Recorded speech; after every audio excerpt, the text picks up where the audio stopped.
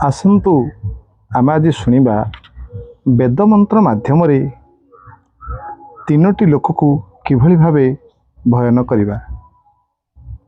थरे राजा मंत्री को आदेश देले मोर तीनोटी व्यक्ति दरकार।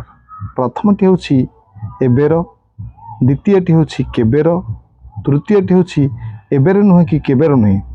मंत्री राजांकर आदेश पालन करी प्रथमे गोटे राज्य पहुँचिले। से राजा कहले आम राजा आपण को संबर्धना देवाक चाहते, तेणु आपण तांकर निमंत्रण रक्षा करी मो साथी चलतु। राजा मंत्री को कथा स्वीकार करी मंत्री का साथी आसिले। मंत्री राजा को साथी आनी रही उत्तम व्यवस्था कराई रखिले। द्वितीय दिन जंगल को जाई जड़े सन्यासी कुटीर में पहुँचिले। सन्यासी ध्यानमग्न थिले। मंत्री कुटीर द्वार देश बसिले। सन्यासी ध्यान उठा पर मंत्री कहले महाराज आपण को आम देशर राजा आतिथ्य देवाक चाहते, तेणु आपण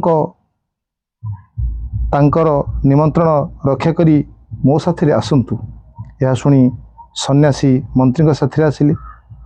मंत्री सन्यासी रहिबार बंदोबस्त करदेले।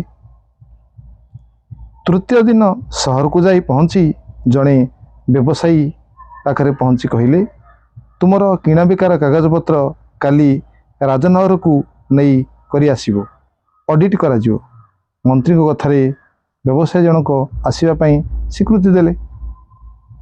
तापर दिन सकाळे राजकार्य चलथिबा समय मंत्री राजा सन्यासी और व्यवसायी तीन जन को नहीं उपस्थित कराई कहले महाराज आपणक आदेश अनुसार मु तीनोटी लोक आनी। राजा मंत्री को पचारे ए तीन जन भितर एबेर किए?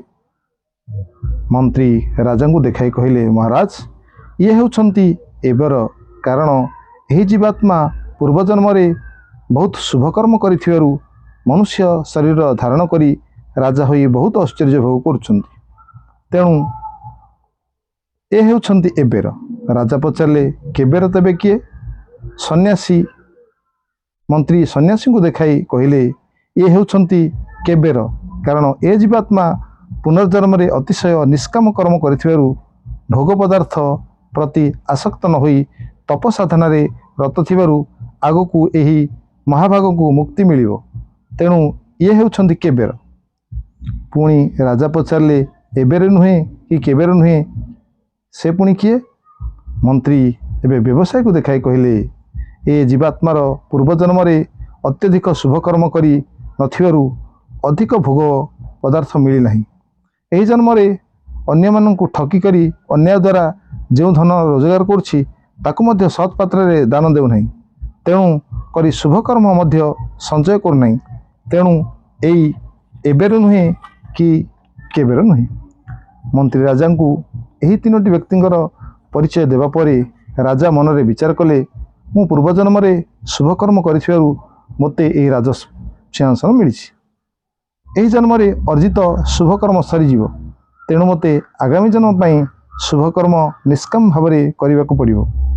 तेणु निजर पुत्र को सिंहासन अर्पण करी वानप्रस्थ आश्रम को तपस्या करने चलीगले। तेणु बंधुगण आज आमे जहा भोगुचे किंबा जेमिति अवस्था अच्छे ताहा होछि आम पूर्व करिथिबा कर्मर फल। जदि कहीं जड़े जन्मरू सुखी होछि किंबा दुखी होछि ताहले आपण माने जानिबे ता हेउछि तार पूर्वजनर फलस्वरूप से भोगुछि। तेणु आमे जदि आसंता भविष्यत भल होगापाई चाहूचे निहाती भाव आम कर्म को से अनुजाई सजाड़ा हेब। ए गपरू आमे एया शिखिले जे निहाती भाव जेमिति राजा आर जन्म पाई तांकर जीवन को सजाड़ा लगी पड़े सेमिति आमे प्रत्येक मनीष जो भली भावे आगामी दिन में आमर जीवन को सरस सुंदर करिपरिबा एवं मुक्ति लाभ करिपरिबा ताहापाई तत्पर हेबा दरकार। जय जगन्नाथ, जय मां मणिनाग। धन्यवाद।